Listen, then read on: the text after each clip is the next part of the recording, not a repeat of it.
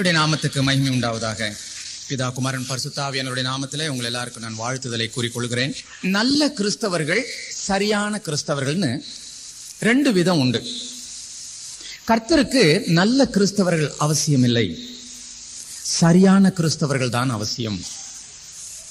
தப்பு தண்டாக்கு போகாம, மற்றவங்க குடும்பத்தை கெடுக்காம, நான் உண்டு, என் குடும்பம் உண்டு, என்னுடைய வாழ்க்கை உண்டு அப்படின்னு எந்த பிரச்சனைக்கும் கரைச்சலுக்கும் போகாம ஒழுங்கான வாழ்க்கை வாழ்றாங்க பாருங்க, அவங்களுக்கு பேர் நல்ல கிறிஸ்தவர்கள்.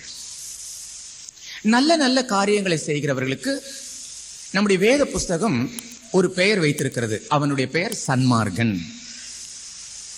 நாம் நல்லவர்கள் என்று சொல்லுவோம், வேதத்தின் மொழிபெயர்ப்பில் சன்மார்கன். மனுஷ பார்வையில நல்ல காரியங்களை செய்கிறவனுக்கு தான் நாம் அந்த பெயரை சூட்டுகிறோம். இது எதனால் அந்த பெயர் வருகிறது? கிரியின் நிமித்தமாக அந்த பெயர் சூட்டப்படுகிறது. நல்ல நல்ல கிரியைகள், நல்ல நல்ல காரியங்கள் செய்யும் போது அவனை நல்லவன், அவனை சன்மார்கன், நீதிமான் என்றெல்லாம் நாம் பெயர் வைக்கிறோம். ஆனால் தேவன் கிரியைகளை வைத்து நியாயம் தீர்க்கிறவர் அல்ல, கிரியைகளை மாத்திரம் வைத்து நியாயம் தீர்க்கிறவர் அல்ல. பின்னே கிரியைகளோடு கூட விசுவாச ஜீவியையும் கர்த்தர் எதிர்பார்க்கிறார். இந்த ரெண்டையும் ஒன்றாக வைத்துதான் நியாய தீர்ப்பை நடத்துகிறார். விசுவாச ஜீவியம் என்று சொன்னால் என்ன அர்த்தம்? வசனத்தின் அடிப்படையில ஜீவிக்கிற ஜீவியம்.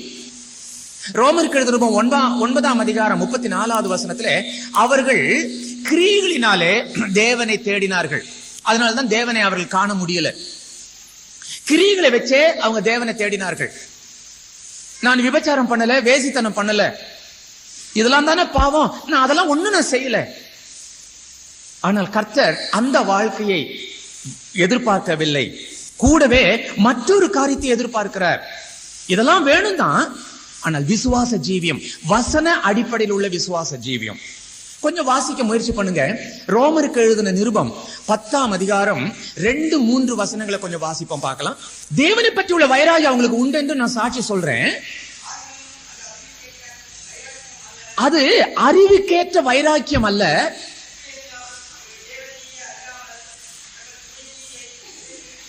அவர்கள் தேவ நீதியை தேடாமல் தங்களுடைய சுய நீதியை தேடினார்கள் என்று சொல்றாரு. அந்த வசனத்துல பவுல் அப்படி சொல்றாரு. தேவ நீதி வேற, சுய நீதி வேற. சுய நீதி என்று சொல்லப்படுகிறது தான் நற்கிரியைகள். இந்த சுய நீதியை நம்பி நிறைய பேர் என்ன சொல்றாங்க? எங்களுக்கு இது போதும், இந்த வாழ்க்கை போதும், நான் வேசித்தனம் பண்ணவில்லை, பாவம் செய்யவில்லை, விபச்சாரம் செய்யவில்லை. ஆனால் கர்த்தர் அதை அங்கீகரிக்கல. அவர் திருவசனத்தின்படி ஜீவிக்கிறவன், இந்த கிரியைகளோடு அதையும் சேர்த்து செய்ய வேண்டும் என்று விரும்புகிறார். அப்போ விசுவாசமும் கிரியையும் ரெண்டும் ஒன்றாக இருக்க வேண்டும். அதற்கு தான் பேரு கர்த்தர் விரும்புகின்ற சரியான ஜீவியம், சரியான கிறிஸ்தவன். விசுவாசமும் கிரியைகளும் இணைந்த ஒரு வாழ்க்கை, சரியான கிறிஸ்தவ ஜீவியம். இப்போ சரியான கிறிஸ்தவன்னா எப்படி இருக்கணும்ன்றத பத்தி தான் இன்றைக்கு நான் சொல்ல இருக்கிறேன். 5 காரியங்கள், முக்கியமான 5 காரியங்கள் இந்த சரியான கிறிஸ்தவனுடைய வாழ்க்கையிலே காணப்பட வேண்டும். இப்போ நீங்களே அதை தற்பரிசோதனை செய்து கொள்ளலாம். நான் சொல்லுகிற இந்த 5 விஷயங்களும் உங்கள் தனிப்பட்ட வாழ்க்கையிலே ஜீவியத்திலே காணப்படுமானால் நீங்கள் நல்ல கிறிஸ்தவனா, சரியான கிறிஸ்தவனா என்பதை நீங்க நன்றாக புரிந்து கொள்ள முடியும். முதலாவது காரியம், சரியான கிறிஸ்தவனுடைய வாழ்க்கையில முதலாவது காரியம், அவன் மனம் திரும்பின அனுபவம் உள்ளவனாய் காணப்பட வேண்டும். இதுதான் சரியான கிறிஸ்தவ வாழ்க்கை, மனம் திரும்புதல். கிறிஸ்தவ வாழ்க்கையில திருச்சபையின் உபதேசத்துல ஆரம்ப உபதேசம் இந்த மனம் திரும்புதல். எபிரேயருக்கு நிருபம் 6ஆம் அதிகாரம் 1 வசனத்துல திருச்சபையினுடைய மூல உபதேசத்தினுடைய முதல் காரியம் அங்கு சொல்லப்பட்டிருக்கிறது. மனம் திரும்புதல், தேவன் பேரில் வைக்கிற விசுவாசம், ஸ்நானங்களுக்கு அடுத்த உபதேசம், இதெல்லாம் வரிசையா வருது. இதுதான் அடிப்படை உபதேசம் அல்லது அஸ்திபார உபதேசம் சொல்லுவாங்க. அதுல முதன்மையாக வருகிறது மனம் திரும்புதல். யோவான் 3ஆம் அதிகாரம் 3வது வசனத்திலே ஒருவன் மறுபடியும் பிறவாவிட்டால் அவன் தேவனுடைய ராஜ்யத்தை காண மாட்டான். மனம் திரும்புதல் மிக மிக முக்கியம். பெயர் கிறிஸ்துவ வாழ்க்கை வேண்டாம், லேபிள் கிறிஸ்துவ வாழ்க்கை வேண்டாம். உன் ஜீவியத்திலே மனம் திரும்புதல் வேணும். அது எப்படி நான் தெரிஞ்சு கொள்றது? நிறைய பேருக்கு சொல்லுவாங்க, நான் ரட்சிக்கப்பட்டனா இல்லையான்றது எனக்கே சந்தேகம்னு சொல்லுவாங்க. உண்மையிலே எங்களுக்கே சந்தேகமா இருக்குது, நான் ரட்சிக்கப்பட்டிருக்கிறேனா? பல வருஷத்துக்கு கிறிஸ்தவன், சண்டே ஸ்கூல் எடுக்கிறேன், திருச்சபையினுடைய காரியங்கள்ல ஈடுபடுறேன், இது போதாதா? போதாது. மனம் திரும்பின ஒரு அனுபவம் உன்னுடைய வாழ்க்கையில காணப்பட வேண்டும். ஆரம்ப திருச்சபையை அப்படிதான் கர்த்தர் ஆரம்பிச்சு வச்சார். அப்போஸ்தலர் நடவடிக்கைகள் 2ஆம் அதிகாரம் 47வது வசனத்துல, ரட்சிக்கப்படுகிறவர்களை அனுதினமும் கர்த்தர் சபையிலே சேர்த்து கொண்டார். கர்த்தரே அதை ஆரம்பிச்சு வச்சிருக்கிறார். இதுக்கப்புறம் என்ன பின்பற்றுகிறவங்க எல்லாம் இந்த அடிப்படையில தான் திருச்சபையை ஆரம்பிக்கணும்னு அவர் சொல்லி வச்சுட்டு போறார், காண்பித்து வைத்து போகிறார், பிராக்டிக்கலாக நடத்தி வச்சுட்டு போனார். திருச்சபைன்னு சொன்னா ரட்சிக்கப்பட்டவர்கள் இணைந்து கூடி ஆராதிக்கிறதுக்கு தான் பேரு திருச்சபை. அந்த அனுபவம் உடைய வாழ்க்கையில காணப்படுதா? மனம் திரும்பின அனுபவம். ஒருவன் மறுபடியும் பிறவாவிட்டால் அவன் தேவனுடைய ராஜ்யத்தை அவன் காண மாட்டான். எத்தனை வருஷத்துக்கு கிறிஸ்தவனா இருந்தாலும் சரி, எங்க தாத்தா பாட்டன் எல்லாமே சேர்ந்துதான் இந்த ஆலயத்தை கட்டினாங்கன்னு சொன்னாலும் சரி, ஆனா உன்னுடைய வாழ்க்கையில மனம் திரும்பின அனுபவம் இல்லாமல் போனால் நீ பரலோக ராஜ்யத்துல பிரவேசிக்க முடியாது. நீ ஞானஸ்தானம் பெற்றிருக்கிறியா, அந்நிய பாஷை பேசுறியா, இதெல்லாம் நியாய தீர்ப்புல முதல்ல கேட்க மாட்டாங்க. முதல் கேள்வியே நீ மனம் திரும்பினாயா?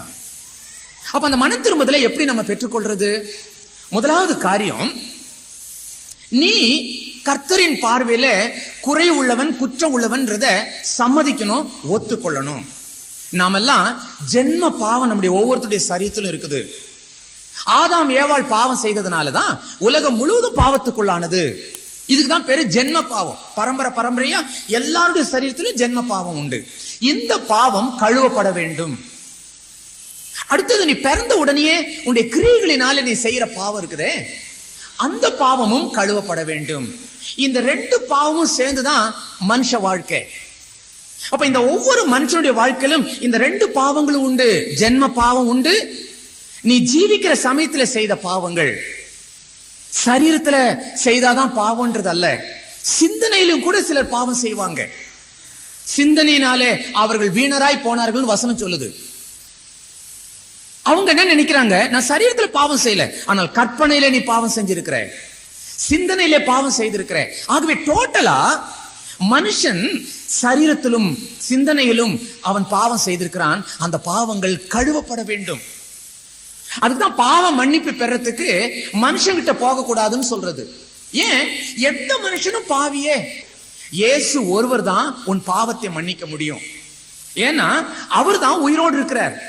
மற்ற பரிசுத்தவான்கள் எல்லாம் நல்லவங்க தான், ஆனா அவங்க உனக்கு எந்த காரியத்தையும் செய்ய முடியாது. ஏன்னா அவங்க செத்து போனவர்கள்.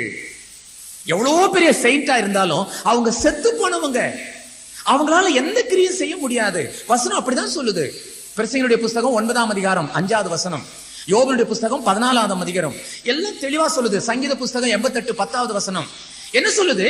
செத்தவர்கள் பெயர் முதலாய் மறக்கப்பட்டிருக்கிறது, இனி அவர்களால எந்த பலனும் இல்லைன்னு சொல்லப்பட்டிருக்குது.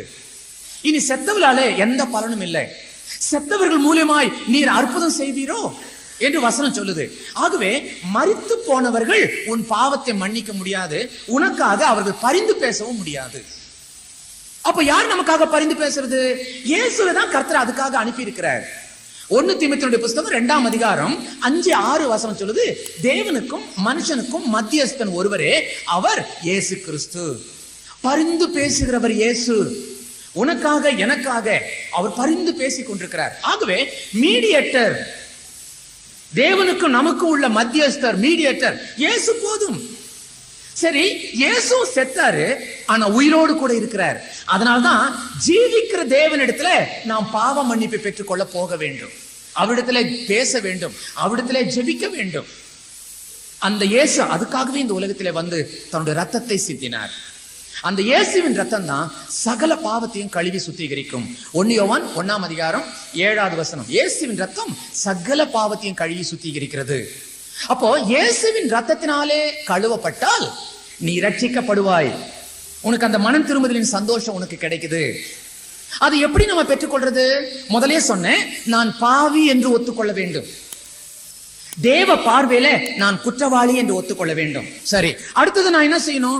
அறிக்கை செய்யணும். யாருகிட்ட? இயேசு கிட்ட அறிக்கை செய்யணும். என்ன அறிக்கை செய்யணும்? உன் பாவத்தை வெளிப்படையாக ஓப்பனாக சொல்லணும். சும்மா டோட்டலா பாவின்னு சொல்லக்கூடாது.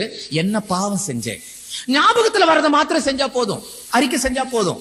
ஞாபகத்துல வராததை குறிச்சு நீ கவலைப்பட வேண்டாம். ஆனா யோசனை செய்து பார்த்து எது எது கர்த்தருடைய மனசை வேதனைப்படுத்தி இருக்குது, எப்படி நீ பாவி என்பதை ஒத்துக்கொண்டன்றதை கர்த்தருக்கு சொல்லணும். ஆமாண்டவரே, இந்த காரியம் பாவம் செய்திருக்கிறேன், உம்முடைய மனசை பலமுறை நான் துக்கப்படுத்தி இருக்கிறேன், உம்முடைய வசனத்தின்படி நான் ஜீவிக்கவில்லை, என் பார்வையிலே தவறு உண்டு, என்னுடைய சிந்தனையிலே தவறு உண்டு, என்னுடைய பேச்சிலே சில மனசை நான் வேதனைப்படுத்தி இருக்கிறேன். இப்படி என்னென்ன விதத்துல கர்த்தருடைய வசனத்துக்கு விரோதமா இருக்கிறன்றதை பார்த்து நீ பாவி என்பதை அறிக்கை செய்ய வேண்டும் என்றால் உன் பாவம் மன்னிக்கப்படும். நீ அவரை அந்த இயேசு எனக்காகவே சிலுவையில் அறையப்பட்டார்னு நீ விசுவாசிக்கணும். யோவான் எழுதின சுவிசேஷம் 1 அதிகாரம் 12வது வசனத்துல அவருடைய நாமத்தின் மேல் விசுவாசம் உள்ளவராய் அவர் ஏற்றுக்கொண்டவர்கள் எத்தனை பேர்களோ அத்தனை பேர்களும் தேவனுடைய புத்திரர்கள் ஆகிறாங்க. இதுதான் தேவன் எழுதி வைத்த சட்டம். எத்தனை பேர்களோ அத்தனை பேர்களும் நம்புகிறவர்கள், இயேசு எனக்காக தான் மரித்தார் என்று நீ எந்த மதத்துல இருந்தாலும் சரி, இதை நீ நம்பினால் உனக்கு ரட்சிப்பு, உனக்கு பாவத்திலிருந்து விடுதலை, உன் பாவங்கள் கழுகப்படுகிறது. இந்த அனுபவம் வாழ்க்கையிலே காணப்பட வேண்டும். அப்போ சரியான கிறிஸ்தவன் என்று சொன்னா அவன் மனம் திரும்பி இருக்க வேண்டும். இரண்டாவது, சரியான கிறிஸ்தவன் என்று சொன்னா அவனுடைய வாழ்க்கையில சாட்சியை காட்டப்பட வேண்டும். சரியான கிறிஸ்தவர்கள் இதை புரிந்து கொள்ளணும். சாட்சி உண்டா உன்னுடைய வாழ்க்கையில. இப்ப நீ இயேசுவை ஏற்றுக்கொண்ட, ரட்சிக்கப்பட்டுட்ட, மனம் திரும்பிட்ட, ஆனா உன்னுடைய வெளி ஜீவியத்துல அந்த சாட்சியை காமிக்கலனாக்கா எல்லாரும் என்ன சொல்லுவாங்க? நீ மனம் திரும்பிட்ட, இன்னும் அதே மாதிரிதான் நீ ஜீவிக்கிற, அதே மாதிரிதான் உன் கையில அந்த மாதிரி ஆபாச புஸ்தகம் இருக்குது, நீ என்ன மனம் திரும்பிட்ட கேட்பாங்களே. அப்ப மனம் திரும்பிய வாழ்க்கையில இப்படிப்பட்ட ஒரு மாற்றங்கள் காணப்படணுமே. ஜீவியத்துல அந்த மாற்றம் காணப்படலைன்னாக்கா நீ சரியான கிறிஸ்தவன் அல்ல, பெயர் கிறிஸ்தவன் தான். உன் சொந்த வீட்டுக்குள்ளே சாட்சி, உன் ஜீவியத்துக்குள்ளே சாட்சி, அப்பா மகனுக்குள்ளே சாட்சி. பெற்றவர்களை பிள்ளைகள் மதிக்கணும்னாக்கா பெற்றவங்களுடைய ஜீவியத்துல சாட்சி இருக்கணும். ஏன்? பிள்ளைகளுக்கு பெற்றோர்கள் தான் வாழ்க்கை, பெற்றோர்கள் தான் உலகமே. அந்த பெற்றோருடைய வாழ்க்கையில உள்ள குறைவுகளை பார்த்தேன்னாக்கா பிள்ளைகளும் அதை கடைபிடிக்கும். நாளைக்கு பிள்ளையினுடைய வாழ்க்கையில தவறு வரும்போது நீ அவனை ஏதாவது கண்டிச்சேன்னு வை, நீ யோகியமான்னு கேட்பான், நீ யோகியமான்னு கேட்பான். அப்போ உன்னால கண்டிக்க முடியாது, பிள்ளைகளுடைய தவறுகளை நீ சுட்டி காட்ட முடியாது. உன் வாழ்க்கை சாட்சியாக இருக்க வேண்டும். உன்னுடைய பேச்சுக்களும் உன்னுடைய நடவடிக்கைகளும் சாட்சியா இருக்கணும். இரண்டாவது, சாட்சிகளுடைய வாழ்க்கையில அவனுடைய சொந்த ஜீவியத்தில் மாத்திரமல்ல, அவனுடைய ஒவ்வொரு நடவடிக்கைகளிலுமே சாட்சி காணப்படணும். 143 சங்கீதம் 10வது வசனத்துல தாவீது சொல்றான், கர்த்தாவே உம்மை பிரியப்படுத்த என்னை போதித்தருளும், உம்மை பிரியப்படுத்த என்னை போதித்தருளும். ஆண்டவரே, நான் உம்மை எப்படி சந்தோஷப்படுத்துறது? என்னென்ன காரியத்தை செஞ்சா நீர் சந்தோஷமா இருப்பேர்? இதை விட்டுட்டா, இந்த காரியத்தை நான் நிறுத்திட்டா, இந்த மாதிரி காரியத்தை இல்லாம நான் செய்யட்டுமா, அது உமக்கு சந்தோஷமா இருக்குமா? இப்படி ஒவ்வொரு காரியத்தையும் கேட்டு செஞ்சாலே சாட்சியுள்ள வாழ்க்கை தானா வந்துடும். அதை செய்யாது இதை செய்யாதுன்னு சொல்ல வேண்டாம். நீ கர்த்தரை திருப்திப்படுத்துகிறவனாய் இருந்தால் சாட்சி உள்ள வாழ்க்கை தானாகவே வந்துடும். முடி இப்படி வளர்த்தாதேன்னு சொல்ல வேண்டாம், ட்ரெஸ் இப்படி உடுத்தாதேன்னு சொல்ல வேண்டாம், தானாகவே வந்துடும். அமெரிக்காவில ஹூஸ்டன் நகரத்துல அங்க இருக்கிற எல்லா சிஎஸ்ஐ கிறிஸ்தவர்களுக்கு, அமெரிக்கா ஸ்டேட்ல இருக்கிற அத்தனை 14 ஸ்டேட் நினைக்கிறேன், அத்தனை ஸ்டேட்ல இருக்கிற அத்தனை கிறிஸ்தவர்களுக்கும் தியான கூட்டம் 3 நாள் வச்சிருந்தாங்க. அந்த தியான கூட்டத்துல பல விஷயங்களை குறித்து 3 நாளும் தியானங்கள் நடந்தது. கடைசி நாள் இந்த 3 நாளும் தியானித்த விஷயத்தை பத்தி கேள்வி பதில் என்று சொல்லி ஏற்பாடு பண்ணி, அந்த என்னென்ன கேள்விகள் இந்த 3 நாள் எழுந்ததோ அந்த கேள்விகள் எல்லாம் பேப்பர்ல எழுதி என் முன்னாடி கொண்டு வச்சுட்டாங்க. பெரிய படிப்பாளிகள், பட்டதாரிகள், தியாலஜி செமினரி டைரக்டர்ஸ் எல்லாம் வந்திருக்கிறாங்க, பிரின்சிபல் எல்லாம் வந்திருக்கிறாங்க, பிஷப்மார் 13 பேர் வந்திருந்தாங்க. அப்பேற்பட்ட பெரிய கூட்டத்துல கேள்விக்கு பதில் சொல்ல என்னை தெரிந்தெடுத்தாங்க. அந்த கேள்விகள் எல்லாமே ஆடையை பற்றியதாக இருந்தது, ஆடையை பற்றியதாக இருந்தது. அங்க அமெரிக்காவில் வாழுகின்ற இந்திய பெண்களுக்கு, இந்திய ஆண்களுக்கு, வாலிபர்களுக்கு பெரும் பிரச்சனை என்ன? அமெரிக்கர்களைப் போலவே நானும் குறைந்த உடை உடுத்தினால் என்ன? ஏன் எங்களை மாத்திரம் இந்திய பெற்றோர்கள் எங்களை கண்டிக்கிறாங்க? இப்படி உடுத்தாதே அப்படி உடுத்தாதேன்னு ஏன் அப்படி சொல்றாங்க? அது எங்களுக்கு ஒரு பிரஸ்டீஜ் இஷ்யூவா இருக்குது. எங்களை சுதந்திரமா இருக்க விட மாட்டேன்றாங்க. இதை குறித்து பெற்றோர்களுக்கும் கேள்வி. அப்பா அம்மா என்ன எழுதுறாங்க? பிள்ளைங்க எப்போ எங்களை பார்த்து இந்த கேள்வியை கேட்கறாங்க, நாங்க என்ன பதில் கொடுக்கிறது? அங்க வந்திருக்கிற அவங்க பெற்ற பிள்ளைகளுக்கும் இதே கேள்வி, இவர்களுக்கு என்ன பதில் கொடுப்பது? இதுதான் அடுக்கி வச்ச அந்த பேப்பர்களில மிக அதிகமாக காணப்பட்டது. என்ன மாதிரி உடைகளை உடுத்தலாம்? ஏன் அமெரிக்கர்களும் கனடாவில் இருப்பவர்களை போல வஸ்திரங்கள் குறைந்து ஏன் ஜீவிக்க கூடாது? 2 காரணங்கள் வேதத்தின் அடிப்படையில் நம்ம பார்க்க முடியும்.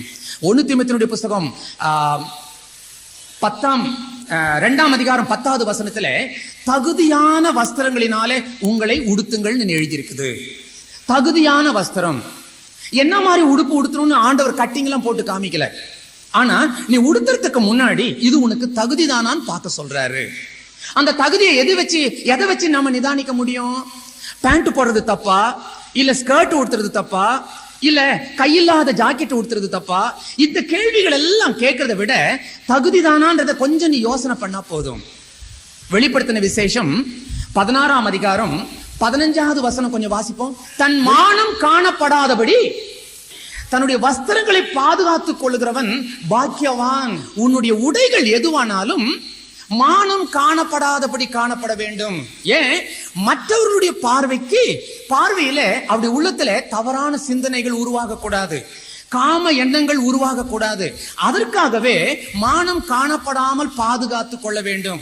நீ கையே இல்லாத சட்டை ஜாக்கெட்டை போட்டாலும் சரி, அல்லது நீ உடுப்பை நீ எப்படி மாற்றிக்கொண்டாலும் சரி, ஆனால் மானம் காணப்படாதபடி மற்றவருடைய கண்களிலே தவறான எண்ணங்கள் உருவாகிவிடாமல், சிந்தனைகளிலே உருவாகாமல் நீ பார்த்துக் கொள்வது நல்லது. வேதம் சொல்லுது, இயேசு கிறிஸ்து சொல்றாரு, இடர்கள் வராமல் இருக்கிறது கூடாத காரியம், ஆனால் யாரால் இடர்கள் வருகிறதோ அவனுக்கு ஐயோ. அவன் இந்த உலகத்திலே பிறக்காமல் இருப்பது நல்லது. அவன் கழுத்துல ஏந்திரக்கல்லை கட்டி சமுத்திரத்தின் ஆழத்திலே போவது அவனுக்கு நல்லது என்று கர்த்தர் சொன்னார். யாரை பார்த்து இதை சொல்றாரு? சாட்சி இல்லாதவனை பார்த்து. உன்னுடைய சாட்சியினால ஒருத்தர் கெட்டு போறாங்க அப்படின்னாக்கா அதை விட நீ செத்துறது நல்லதுன்னு சொல்றாரு. எவ்வளவு பயங்கரமான ஒரு காரியம் இல்லையா? ஆண்டவர் எதை அதில் எதிர்பார்க்கிறார்? நீ சாவதியா எதிர்பார்க்கிறார்? நீ தற்கொலை பண்ணணும் எதிர்பார்க்கிறார்? இல்ல, நீ சாட்சியோடு வாழ்ந்துக்கோ. உன்னால மற்றவர்களுக்கு இடர்ச்சி வராதபடி நீ பார்த்துக்கோ. உன்னுடைய உடையினால மற்றவர்களுக்கு இடர்ச்சி வராமல், உன்னுடைய உடையின் உடுப்பினாலே மற்றவருடைய உள்ளத்திலே காம எண்ணங்கள் உருவாகாமல் நீ பார்த்து கொள்ள வேண்டியது உனக்கு நல்லது. இதுதான் கர்த்தர் சொல்றார்.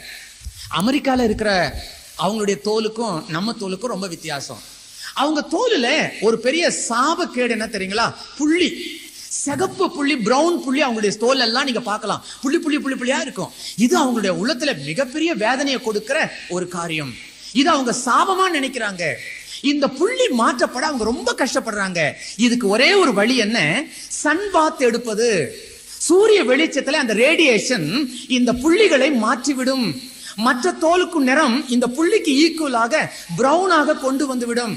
அந்த சூரியனிலிருந்து வருகிற ரேடியேஷன் அது இந்த தோலுக்கு மாற்றத்தை கொடுக்கும். அதனாலதான் எல்லா வெளிநாட்டு மேற்கத்திய நாட்டில் இருக்கிற அநேக பெண்களும் ஆண்களும் அந்த சமுத்திர கரையிலோ அல்லது வெளி இடத்திலோ அவர்கள் எண்ணெயை தடவி கொண்டு அந்த சூரிய வெளிச்சத்துல சன்பாத் என்று சொல்லுவாங்க. அதனால அந்த சன்பாத்தை சூரிய வெளிச்சத்துல தன்னுடைய முழு சரீரம் காணப்படத்தக்கதாய் படுத்திருப்பாங்க. அவங்களுக்கு தான் அந்த புள்ளி வேதனை. உனக்கு என்ன வேதனை? ஏன் நீ சட்டையை கழட்டிட்டு நீ ஓடுற? யோசனை பண்ணி பாருங்க. அவங்க மாதிரியே வாழணும் நீ ஆசைப்படுறியே, அவங்களுக்கு அந்த பிரச்சனை, உனக்கு அந்த பிரச்சனை இல்லையே. நல்ல தோலை கொடுத்துட்டாரு, பிரவுன் தோலை பார்த்து அவங்க பொறாமப்படுறாங்களே. ஆனா உனக்கு அது அவமானமா இருக்குது. ஐயோ, என் தோல் கொஞ்சம் டார்க்கா இருக்குது, பிரவுனா இருக்குதுன்னு. ஆனா மேல நாட்டுல இருக்கிறவங்களுக்கு நம்ம தோலை பார்த்து பொறாமப்படுறாங்கயா. கர்த்தருக்கு ஸ்தோத்திரம் பண்ணு.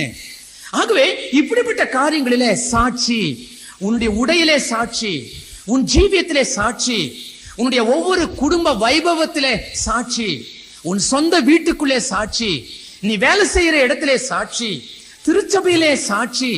இப்படி ஒவ்வொரு சாட்சியும் நீ ஆண்டவருக்காக மற்றவர்களுக்கு முன்பு நீ காட்டப்படணும்னாக்கா தேவனை திருப்திப்படுத்த முயற்சி பண்ணா போதும். என் ஆண்டவர் எப்படி இஷ்டப்படுகிறாரோ அதுபோல நான் வாழ ஆசைப்படுகிறேன். தாவீது சொன்னது போல, கர்த்தாவே உம்மை பிரியப்படுத்த என்னை போதித்தருளும். ஒவ்வொரு நாளும் கேளு, ஆண்டவரே உமக்கு பிரியமானபடி நான் ஜீவிக்கிறேன், என் சாட்சி உள்ள வாழ்க்கை என்று சொல்லி நீ கேட்டனா அந்த சாட்சியை கர்த்தர் உனக்கு தருவார். அந்த சாட்சி உள்ள வாழ்க்கையை கர்த்தர் உனக்கு உணர்த்தி தருவார். ரைட். சரியான கிறிஸ்தவனாய் வாழணும்னாக்கா ஒண்ணு மனம் திரும்பின அனுபவம் உள்ளவனாய் இருக்கணும், ரெண்டாவது சாட்சி உள்ள கிறிஸ்தவனாக இருக்கணும், மூணாவது ஜெபிக்கிற கிறிஸ்தவனா இருக்கணும். ஜெபிக்காத கிறிஸ்தவன் யாரா இருக்க முடியும்? எல்லா கிறிஸ்தவனாலே ஜெபிக்காதவன் நிச்சயமா இருக்க முடியாது. எல்லாருமே ஜெபிப்பாங்க. அந்த ஜெபம் சொல்லவில்லை, நான் வசனம் அந்த ஜெபத்தை சொல்லவில்லை. நீ ஜெபிக்கிற, ஆனால் சரியான கிறிஸ்தவன் மற்றவர்களுக்காக ஜெபிக்கிறவன், அதுதான் சரியான கிறிஸ்தவன். அப்ப ஒவ்வொரு கிறிஸ்தவனுடைய சரியான விசுவாசனுடைய பைபிள்ல ஒரு ஜெப குறிப்பு ஒண்ணு எழுதி வச்சிருக்கணும். அந்த ஜெப குறிப்பு ஒவ்வொரு காரியங்களுக்காக ஜெபிக்க குறிப்புகளாக எழுதி வச்சு அதை பார்த்து பார்த்து ஜெபிக்கணும். அதுதான் கர்த்தர் விரும்புகிறார். அதான் சரியான கிறிஸ்தவ வாழ்க்கை. இந்த ஜெபம் உன்னுடைய வாழ்க்கையில இல்ல, மற்றவர்களுக்காக ஜெபிக்கிற ஜெபம் உன்னுடைய வாழ்க்கையில இல்லைன்னா நீ சரியான கிறிஸ்தவன் அல்ல. உன் குடும்பத்துக்காக நீ ஜெபம் பண்ணிட்டு இருக்கிற அந்த ஜெபத்தை நீ கடைசியா வச்சுட்டு உன் பைபிள்ல ஒரு ஜெப குறிப்பை வச்சுக்கோ. ஒவ்வொருத்தருக்காக ஜெபி. நம்முடைய தேசத்தை ஆளுகின்றவர்களுக்காக, உனக்கு பிரியமில்லாதவங்க ஆண்டாலும் சரி, பிரியம் உள்ளவங்க ஆண்டாலும் சரி, யாரா இருந்தாலும் சரி, ஆளுகின்றவர்களுக்கு ஜெபிக்கணும்னு பைபிள் கட்டளையிட்டு இருக்குது. எங்க இருக்குது? நீங்க சொல்றதெல்லாம் வேத ஆதாரத்தோடு சொல்றீங்களே, இது எங்க இருக்குது? 1 தீமோத்தேயுடைய புஸ்தகம் 2ஆம் அதிகாரம் 1-2 வசனத்துல சொல்லுது. ஆளுகின்றவர்களுக்காக, அதிகாரம் உள்ளவர்களுக்காக நீ ஜெபிக்க வேண்டும். நீ சரியான கிறிஸ்தவனாக இருந்தால் உன் வேத புஸ்தகத்துல ஒரு ஜெப குறிப்பு உன் தேசத்துக்காக. அடுத்தது மற்ற தேசத்துல, சோமாலியாவுல பிரச்சனைன்னு கேள்விப்படுறியா? பேப்பர்ல வாசிக்கிறியா? அந்த தேசத்துக்காக. இப்படி என்னென்ன விவரங்களை நீ பத்திரிகையில வாசிக்கிற, கேள்விப்படுறியோ அதெல்லாம் ஜெப குறிப்புல சேர்த்தலாம். உன்னுடைய அதிகாரி, மேல் அதிகாரி, மேனேஜர், உன்னுடைய முதலாளி, அதிகாரிகளுக்கெல்லாம் ஜெபிக்கணும்னு வசனம் சொல்லுது. ஆகவே நீ நல்ல விதமா கலகம் இல்லாம சந்தோஷத்தோடு வாழ்வதற்கு நீ மற்றவர்களுக்காக நீ ஜெபிக்கணும். அந்த ஜெபத்துல என்ன நடக்குது? உனக்கு ஒரு அடையாளத்தை கர்த்தர் கொடுக்கிறார். இந்த அடையாளம் ஏன் கொடுக்கப்படுது? அந்த தேசத்துல அதையும் மீறி பிரச்சனை வரும்போது உன்னை மாத்திரம் கர்த்தர் விசேஷமாய் காப்பாற்றுகிறார். ஏன்? நீ மற்றவங்களுக்காக ஜெபிச்சவன், மற்ற இனத்துல இருக்கிறவங்களுக்காக ஜெபிச்சவன், உன்னுடைய தமிழர்களுக்காக மாத்திரம் இல்ல, மற்றவங்களுக்காக நீ ஜெபிச்சவன். எல்லாருமே கர்த்தருடைய ரத்தத்தினாலே கழுவப்பட்டவங்க, கர்த்தருடைய பிள்ளைங்க, கர்த்தர் விரும்புகிறவர். எல்லா மக்களுக்காகவும் நான் பாரப்படுகிறேன் வேத புஸ்தகம் சொல்லுது. எல்லா மக்களுக்காகவும் இயேசு ரத்தத்தை சிந்திருக்கிறார். ஆகவே நீ எல்லாருக்காகவும் கண்ணீர் விட்டு ஜெபிக்க அழைக்கப்பட்டிருக்கிற. உன் வேத புஸ்தகத்துல ஒரு ஜெப குறிப்பை வச்சிரு. நிறைய பேர் சொல்லுவாங்க, ஒரு மனுஷன் விசுவாசி ஜெபிக்கணும்னா 1 மணி நேரம், அதான் குறைந்தபட்சம், மினிமம் 1 hour. காலையில 1 மணி நேரம் ஜெபம் பண்ண முடியலன்னா 1/2 hour காலையில வச்சுக்கோ, ராத்திரி 1/2 hour வச்சுக்கோ. அப்ப 1 மணி நேரம் என்னத்தை நம்ம ஜெபம் பண்ண போறோம்? சொன்னதையே திருப்பி திருப்பி சொல்றதா? அப்படி அல்ல. ஜெப குறிப்பு இருந்துச்சுன்னா உன் ஜெப நேரம் நீண்டு கொண்டே போகும். ஆகவே ஜெபிக்கிற கிறிஸ்தவனாக நீ இருக்கணும். சரியான கிறிஸ்தவன்னாக்கா அவன் மனம் திரும்பின கிறிஸ்தவனா இருக்கணும், ரெண்டாவது சாட்சி உள்ள கிறிஸ்தவனா இருக்கணும், மூணாவது அவன் ஜெபிக்கிற கிறிஸ்தவனா இருக்கணும், நாலாவது கொடுக்கின்ற கிறிஸ்தவனா இருக்கணும். இதெல்லாம் செஞ்சுட்டு கையை மடக்கிக்கிட்ட ஆசீர்வாதமே இல்லை. உனக்கு ரட்சிப்பு இருக்குது, மனம் திரும்புதல் இருக்குது, நீ சாட்சி உள்ள ஒரு விசுவாசியா இருக்கிற, நீ ஜெபிக்கிற, மற்றவங்களுக்காக எல்லாம் ஜெபிக்கிற, ஆனா ஊழியத்துக்கு நான் மாத்திரம் 5 விரலும் மடக்கிக்கிற. இது ஆசீர்வாதம் அல்ல, கொடுக்கிற கிறிஸ்தவன். அப்ப கொடுக்கிறதுனாக்கா எப்படி கொடுக்கணும், யாருக்கு கொடுக்கணும், எந்த அளவில கொடுக்கணும், இதையும் நீங்க தெரிஞ்சுக்கொள்ளணும். நிறைய பேருக்கு அதுல ஒரு கன்ஃபியூஷன் உண்டு, சிக்கல் உண்டு. நான் எப்படி கொடுக்கணும்? அதுக்கு வேதத்திலே பழைய ஏற்பாட்டிலே ஒரு ஒழுங்குமுறை இருக்குது. என்ன ஒழுங்குமுறை? தசம பாகம், அதுக்கு ஒரு பேர் உண்டு. இது பழைய ஏற்பாட்டின் உபதேசம்.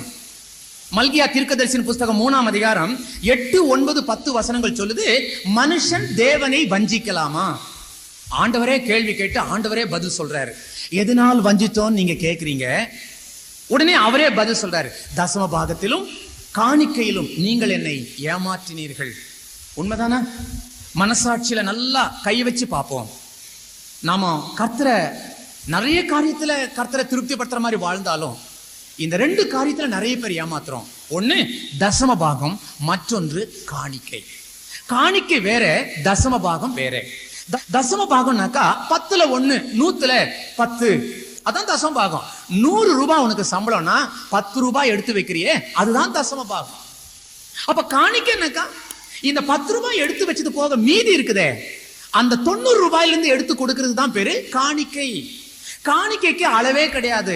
நீ கூட்டியும் கொடுக்கலாம், குறைச்சும் கொடுக்கலாம். ஆனால் தசம பாகத்துக்கு சரியான அளவு உண்டு. அதை நீ குறைச்சு கொடுக்க கூடாது. அது கர்த்தருடையது, அது கர்த்தருடையது. இந்த தசம பாகத்தை கர்த்தருடைய பிள்ளைகள் கொடுக்க வேண்டும். ஆனா புதிய ஏற்பாட்டின் உபதேசத்துல தசம பாகமே சொல்லப்படலை.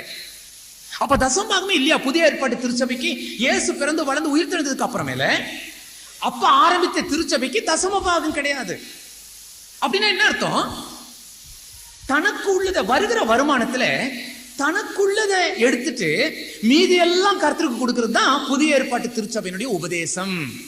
தசம பாகம் அல்ல, அப்படி அளவு பார்த்து கொடுக்கறது அல்ல, அளவுக்கு மீறி. அதான் 2 கொரிந்தியர் 8ஆம் அதிகாரம் 3-4 வசனம் சொல்லுது, தன்னுடைய திராணிக்கு தக்கதாகவும் திராணிக்கு மீறியும் அவர்களாகவே கொடுத்தார் என்பதற்கு நான் சாட்சின்னு சொல்றார். மக்கெதோனியா சபையினர் திருச்சபையில் வேத புஸ்தகத்திலே சாட்சியை கொடுக்கின்ற சபையினர். அவங்க அந்த சபையில இருக்கிற அங்கத்தினர்கள் ரொம்ப ஏழை, அவங்க பெரிய பணக்காரர்கள் அல்ல. அதனாலதான் அவங்க எப்படிப்பட்ட நிலைமையில இருந்தாங்கன்றத முதல் 2 வசனம் நமக்கு நல்லா சுட்டி காட்டுது. பயங்கர தரித்திரத்தில் இருந்தவங்க. ஆனா ஊழியத்துக்கு என்று சொல்லி அறிவிக்கப்பட்ட போது அவங்க எப்படி கொண்டு வந்து கொடுத்தாங்களோ தெரியுமா? தன்னுடைய தரித்திரம், கஷ்டமான ஒரு சூழ்நிலை, கொடுமையான சோதனை, இந்த சூழ்நிலையில திராணிக்கு தக்கதாகவும் திராணிக்கு மேலையும் அவர்களாகவே கொடுத்தாங்களாம். அவர்களாகவே. அத பவுல் ரொம்ப திட்டவட்டமா சொல்றாரு. என் பிரசங்கம் கேட்டுட்டு அவங்க கொடுக்கல, அவங்களாகவே கொடுத்தாங்க. அதனால்தான் அவனவன் விசனமாகவும் அல்ல, கட்டாயமாகவும் அல்ல. யாத்திராவும் புஸ்தகம் 25ஆம் அதிகாரம் 1 வசனம் சொல்லுது, மனப்பூர்வமாய் கொடுக்கிற இடத்துல காணிக்கை வாங்குங்கள். யாரு மனப்பூர்வமா கொடுக்கணும்னு ஆசைப்படுறாங்களோ அவங்க கிட்ட போய் ஆஃபரிங் வாங்கு. சில சமயத்துல சில ஆவிக்குரிய காரியத்துக்கு டொனேஷன் பிரிக்கிறது போறாங்களே, கூட்டமா போனாதான் சில கையில இருந்து கொஞ்சமாவது பெயரும், இல்லைன்னா லேசில கொடுக்க மாட்டாங்க. கெஞ்சணும் இப்படி கேட்டு வாங்குறவங்க இருக்கிறாங்க. அப்படி இஷ்டம் இல்லைன்னா கட்டாயப்படுத்தாத. ஏன்னா கொடுக்கறது ஆலயத்துக்கு அல்ல, சபைக்கு அல்ல, ஊழியக்காரனுக்கு அல்ல. யாருக்கு கொடுக்குற? கர்த்தருக்கு கொடுக்குற. இந்த நினைப்போடு நீ கொடுக்கும் போது கர்த்தர் உன்னை நிச்சயமாக அதுல ஆசீர்வதிப்பார். கட்டாயமாக அல்ல. நீ ஆசீர்வாதம் பெற்றுக்கொள்ள ஆசையோடு கொடுக்கணும். நன்றி உள்ளவனுக்கு தான் அந்த ஆசை வரும். வாசத்திலேயே இப்ப நாமெல்லாம் ஆலயத்துல காணிக்கை எடுக்கிறோமே, அந்த முறை தவறான முறை. எப்படி காணிக்கை எடுக்கிறோம்? நீட்ட குச்சி வச்சு பை ஒண்ணு நீட்டி எல்லாத்துக்கிட்டையும் வாங்குறோமே. ஏன் அப்படி செய்யறோம்? வசனம் என்ன சொல்லுது? கொண்டு வந்து போட்டாங்கன்னு தான் பைபிள் சொல்லுது, போய் வாங்கினாங்கன்னு சொல்லப்படலை. ஆனா இன்னைக்கு ஏன் அப்படி செய்யறாங்கன்னா, நீட்ட குச்சி வச்சு குத்துனா கூட கொடுக்க மாட்டேன்றானே, அதனாலதான் அப்படி வாங்குறாங்க. அப்ப உண்மையான ஆசை இருக்குமானா அவனும் கொண்டு வந்து போடுவான். நீ இப்படி எல்லாம் நீட்ட குச்சியை வச்சுட்டு நீ போக வேண்டிய அவசியமே இல்லை. மனப்பூர்வமாய் கொடுக்கிற இடத்துல காணிக்கையை வாங்குங்கள். அப்ப எப்படி கொடுக்கணும் அதை நீங்க தெரிந்து கொள்ளணும். வசனம் திட்டவட்டமாக சொல்லுது. இப்ப சில சொல்லுவாங்க, நான் தசமபாகம் கொடுப்பேன். தசமபாகன்றது குறைந்த பட்சத்துக்கு கணக்கு வச்சுக்கலாம். நாம தசமபாகம் தான் கொடுக்கணும்னு அல்ல. நான் முன்னே சொன்னேன், புதிய ஏற்பாட்டு திருச்சபைக்கு தசமபாகம் கணக்கு அல்ல. பின்ன எப்படி? தனக்கு வருகிற வருமானத்துல நம்முடைய குடும்ப தேவைக்கு எல்லாம் எடுத்தது போக மீதியை கர்த்தருக்கு கொடுக்கறதா புதிய ஏற்பாட்டு திருச்சபையினுடைய உபதேசம். ஆனா குறைந்தபட்சன்ற கணக்குல வரும்போது அட்லீஸ்ட் தசம பாகமாவது நீ கொடுக்கணும் அப்படின்னு சொல்றதுல தவறு கிடையாது. குறைந்தபட்சம் வச்சுக்கொள்ளலாம், அதுதான் சரியான காரியம். ஆனா சிலர் சொல்லுவாங்க, நான் தசம பாகம் கொடுப்பேன், ஆனா எனக்கே இங்கேதான் இழுத்துக்கிறேன் பிடிச்சுக்கிறேன் இருக்குது, எக்கச்சக்கமான செலவு, எவ்வளவு கடை இருக்குது, எவ்வளவு வீட்டுக்கு செலவு ஆண்டவருக்கே தெரியும். போட்டுருவாங்க பள்ளி அவர் மேலேயே. ஆண்டவருக்கே தெரியும் எனக்கு எவ்வளவு செலவு இருக்குதுன்னு. ஆனா செலவுகள் இருந்தாலும் சரி, வறுமைகள் இருந்தாலும் சரி, நீ கர்த்தருடைய பணத்தை நீ கர்த்தருக்கு தான் நீ கொடுக்கணும். இந்த மக்கெதோனியா சபையினரை பத்தி என்ன சொல்லுது? 2 கொரிந்தியர் 8ஆம் அதிகாரம் 1-2 வசனம் வாசிப்போம்.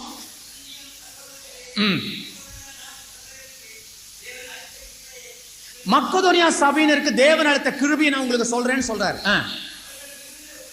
மிகுந்த உபத்திரவத்தில் இருந்த போது கொடிய தரித்திரம் உடையவர்களாக இருந்தும் பரிபூர்ண சந்தோஷத்தினால போதும். எப்படிப்பட்ட சூழ்நிலையில் இருந்தாங்களாம்? பயங்கர சோதனை, கொடிய தரித்திரம், பயங்கரமான நிலைமையில அவங்க இருந்த சமயத்துல ஆண்டவருக்கு சந்தோஷத்தோட கொடுத்தாங்களாம். இவங்களுக்கு கடன் இல்லையா, இவங்களுக்கு வறுமை இல்லையா, தரித்திரம் எப்ப பார்த்தாலும் தரித்திரம், எத்தனை பேர் சம்பாதிச்சாலும் வீட்டுல தரித்திரம் போகல. இப்படிப்பட்ட சூழ்நிலையில தேவனுக்குன்னு ரொம்ப ஆசைப்பட்டு சந்தோஷத்தோட கொடுத்தாங்களாம். சில சொல்லுவாங்களே, தனக்கு மிஞ்சினதாயா தானம் தருமோ. அப்ப எனக்கே இங்க கஷ்டமா இருக்கும், எப்படி தானம் தர்மம் பண்றது? ஆனா உண்மையான விசுவாசி, சரியான ஒரு விசுவாசி, வறுமை இருந்தாலும் கர்த்தருடைய பங்கை கர்த்தருக்குன்னு எடுத்து வைக்கணும். தரித்திரம் இருந்தாலும் கர்த்தருக்கு நீ எடுத்து வைக்கணும். அதுதான் கர்த்தர் எதிர்பார்க்கிறார்.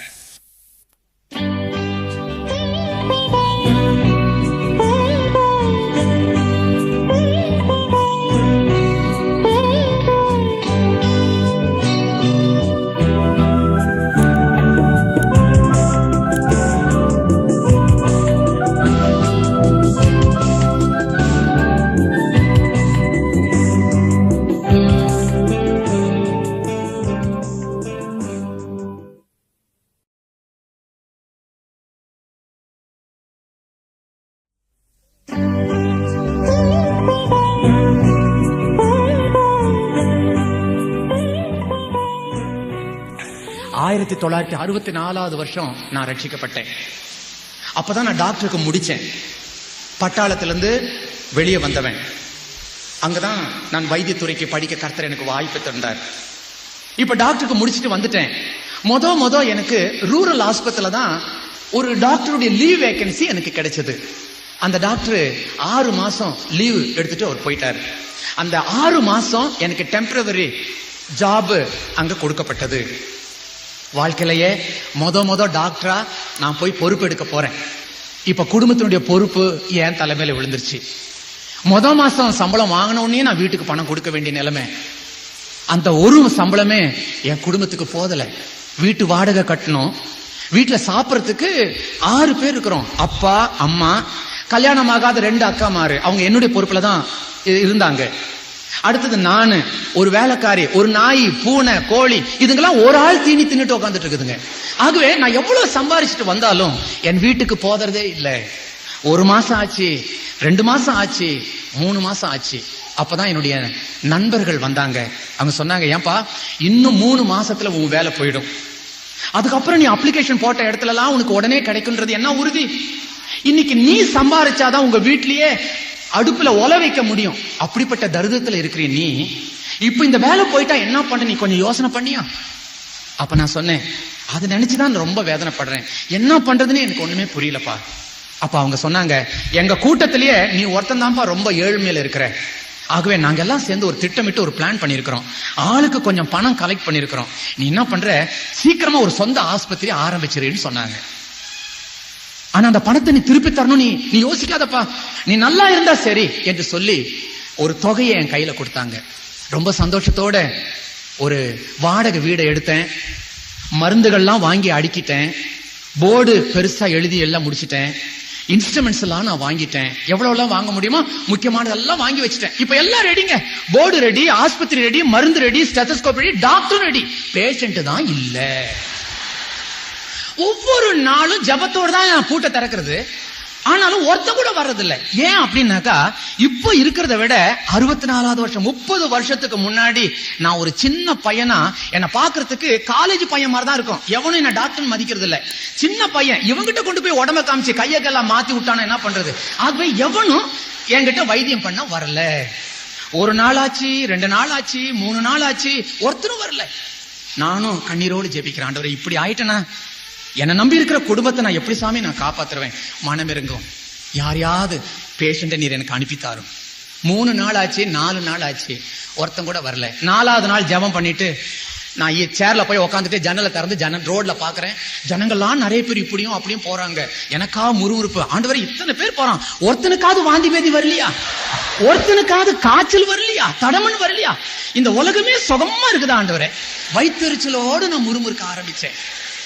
அந்த சமயத்துலதான் ஒருத்தன் வயிற்ற பிடிச்சிட்டு வந்தான் பாருங்க. கண்கொள்ளா காட்சி, கண்கொள்ளா காட்சி. அவனும் உள்ளூர்காரன் இல்ல, வெளியூர்காரன். என்னத்தையோ முழுங்கிட்டு வந்திருக்கிறான். போர்டை பார்த்தான், உள்ள நுழைஞ்சிட்டான். என்ன பண்ண, பெரட்டி உருட்டி, ஏன்னா ஒரு பேஷண்ட் இல்லையே, இவன் ஒருத்தனையே வச்சு 1 மணி நேரம் பார்த்து கடைசியில வெறும் அஜீரணம் தாங்க. கார்பனேட் மிக்சர் கொடுத்திருந்தா கூட போயிருந்திருக்கும். ஆனா ஒரு இன்ஜெக்ஷனை போட்டு மாத்திரையும் குளிசியும் கொடுத்து 3 ரூபாய் 50 வாங்கினேன். வாங்கிட்டு அன்னைக்கு அவன் போனவன் தான். இதுவரைக்கும் நான் அவனை பார்க்கவே இல்லை. ஆனா ஊர் ஜனங்க சொல்றாங்க அவன் உயிரோட தான் இருக்கிறான், நல்லா தான் இருக்கிறான்னு எல்லாரும் சொன்னாங்க. இப்ப அந்த 3 ரூபாய் 50 அப்பவே செலவாய் போச்சு. பழைய மாதிரி தான். ஒருத்தன் கூட வரல. 5வது நாள் கதவை திறந்தேன், ஒருத்தனும் வரல. 6வது நாள் ஆஸ்பத்திரி திறந்தேன், ஒருத்தனும் வரல. 7வது நாளும் வரல. மறுபடியும் ஆண்டவரை நோக்கி நான் ஜெபிச்சேன். ஆண்டவரே, இன்னும் 2 மாசங்க தான் இருக்குது. அதுக்குள்ள என்னுடைய பிராக்டிஸ் வளரல அப்படின்னா என் குடும்பமே பட்டினி கிடக்கும் சுவாமி. என் மேல எப்படியாவது இரக்கமாயிரும். 9வது நாள்னு நினைக்கிறேன், ஒரு வயசானவர், ஒரு நல்ல பேஷண்ட் ஒருத்தர் உள்ள வந்தாரு. இந்த டாக்டருங்களுக்கெல்லாம் நல்ல பேஷண்ட்னா என்ன அர்த்தம் தெரியுமா? அந்த பேஷண்ட் இருக்கிற வியாதி சாகிற வரைக்கும் நல்லாவே ஆகக்கூடாது. அவங்க தான் எங்களுக்கு நல்ல பேஷண்ட்டுங்க. இப்படி ஊர்ல இருக்கிற எல்லா வியாதியும் அந்த ஆளுடைய சரீரத்தில் இருக்குது. இத பார்த்த உடனே எனக்கு சந்தோஷம். ஆண்டவரே, இவன் மாதிரி ஒரு 10 கேஸ் கிடைச்சா போதுமே, மாசம் மாசம் சம்பளம் வாங்குற மாதிரி நான் வாங்கிடுவேனே. உடனே அவரை பரிசோதனை பண்ணேன், இன்ஜெக்ஷனை போட்டேன், மாத்திரையும் கொடுத்தேன், குளிகையும் கொடுத்தேன். கடைசியில சொன்னேன் 4 ரூபாய் 50 வாங்கிட்டு அவன்கிட்ட சொன்னேன், தப்பார் சார், போயிட்டு தன்னம் வந்து ஊசி போட்டுக்கணும் தெரியுதா என்று சொல்லி அவரை அனுப்பிட்டேன். இப்ப 4 ரூபாய் 50 பாக்கெட்ல இருக்குது. இந்த முறை நான் அதை செலவு பண்ணவே இல்லை.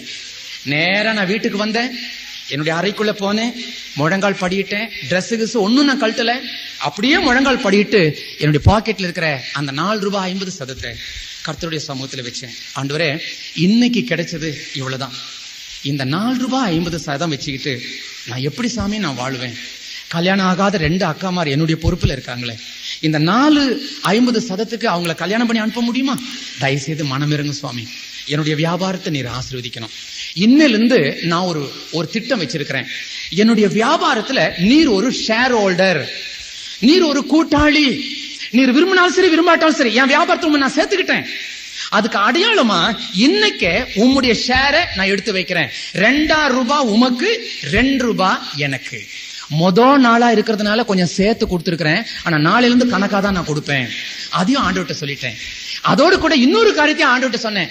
ஆண்டவரே, நல்லா கவனியும், எனக்கு லாபம் வந்தா உமக்கும் லாபம் வரும், எனக்கு நஷ்டம் வந்ததுன்னு வைங்க உமக்கும் நஷ்டம் வரும், ஜாக்கிரதை.